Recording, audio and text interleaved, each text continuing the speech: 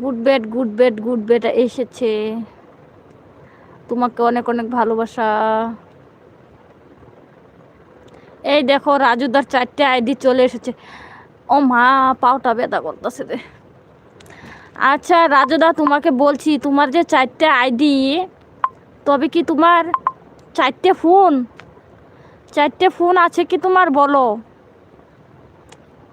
তোমার কি 4টে phone 4টে phone নিয়েছো?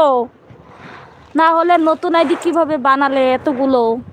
4টে, বলো, জানতে চাই, বলো। 4টে ফোন নিয়েছো নাকি?